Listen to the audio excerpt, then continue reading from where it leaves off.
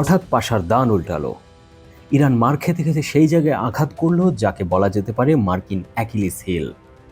Iran Israel যুদ্ধের সপ্তম দিনের মাথায় এসে এ যেন এক নতুন মোড়। ব্রিটিশ গণমাধ্যম ফাইন্যান্সিয়াল টাইমসের রিপোর্ট অনুযায়ী ইরানের অনবরত মিসাইল হামলার মুখে পড়ে এক নীরব নতি স্বীকার করতে বাধ্য হচ্ছে মধ্যপ্রাচ্যের ধনী আরব রাষ্ট্রগুলো। এতদিন ধরে আমেরিকার ঘনিষ্ঠ মিত্র হিসেবে পরিচিত সৌদি আরব, কাতার, কুয়েত ও সংযুক্ত আরব আমিরাত ট্রিলিয়ন ডলার বিনিয়োগ করেছিল যুক্তরাষ্ট্রে। এমনকি আরও ট্রিলিয়ন ডলার বিনিয়োগের প্রতিশ্রুতি ছিল গালফ দেশগুলোর তরফে। তবে পরিস্থিতি পাল্টাতে শুরু করেছে যুদ্ধের সপ্তম দিনে এসে। ইরান সাফ জানিয়ে দিয়েছে যে মধ্যপ্রাচ্যের মুসলিম ভূমি থেকে আমেরিকার সেনা ছাউনি, দূতাবাস ও ইসরায়েলের মোসাদকে কোনো রকমের সহযোগিতা করা যাবে না। করলে ইরান তার হামলা অব্যাহত রাখবে। এমন হুমকির পর আরব শেখরা প্রথমে তা পাত্তা না দিলেও এখন নড়ে চড়ে বসেছে।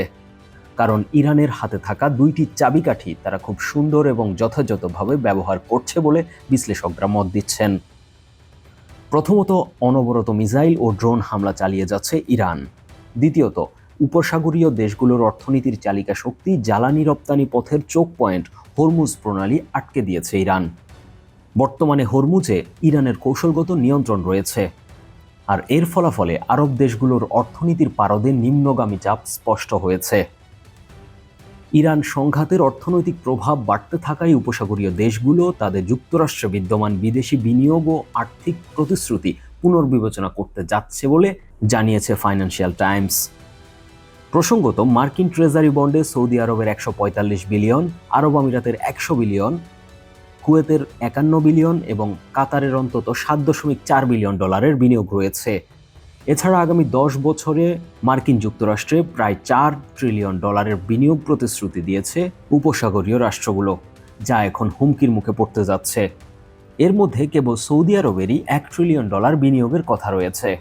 বাংলাদেশ সময় শুক্রবার প্রকাশিত এক প্রতিবেদনে ব্রিটিশ ফাইন্যান্সিয়াল টাইমস জানিয়েছে, যুক্তরাষ্ট্র ও ইসরায়েল কর্তৃক ইরানের উপর হামলার পর সৃষ্ট যুদ্ধ পরিস্থিতি উপসাগরীয় দেশগুলোর বাজেটের উপর অস্বাভাবিক চাপ বাড়াচ্ছে। প্রতিবেদনে নাম প্রকাশে অনিচ্ছুক এক উপসাগরীয় কর্মকর্তার উদ্ধৃতি দিয়ে জানানো হয়েছে, যুদ্ধ অর্থনীতির চাপ সামলাতে আরব রাষ্ট্রগুলো এখনো প্রস্তুত নয়। তাই তারা বিদেশে করা বিনিয়োগ, চুক্তি ও অর্থনৈতিক প্রতিশ্রুতিগুলো নতুন করে পর্যালোচনা করা শুরু করেছে।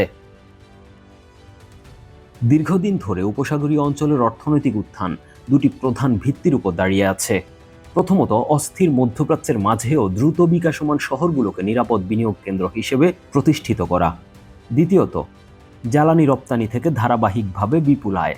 কিন্তু সাম্প্রতিক ইরান ইসরায়েল সংঘাত এই দুটি ভিত্তিকেই একসঙ্গে নাড়া দিয়েছে বলে মনে করা হচ্ছে। ওই প্রতিবেদনে আরও বলা হয়েছে, কয়েকটি উপসাগরীয় দেশ ইতিমধ্যে অভ্যন্তরীণভাবে পর্যালোচনা করছে বর্তমান মার্কিন চুক্তিগুলোতে মেজর ফোর্স ধারা প্রয়োগ করা যায় কিনা। একই সাথে তারা বর্তমান ও ভবিষ্যৎ বিনিয়োগ প্রতিশ্রুতিগুলো পুনর্মূল্যায়ন করতে যাচ্ছে, যাতে যুদ্ধজনিত সম্ভাব্য অর্থনৈতিক চাপ কিছুটা হলেও লাঘব করা যায়। বিশ্লেষকদের মতে, যুদ্ধ দীর্ঘায়িত হলে তা শুধু আঞ্চলিক নিরাপত্তাই নয়, বরং উপসাগরীয় দেশগুলোর বৈশ্বিক বিনিয়োগ কৌশল ও অর্থনৈতিক পরিকল্পনাকেও উল্লেখযোগ্যভাবে প্রভাবিত করতে পারে। News desk, 21 television.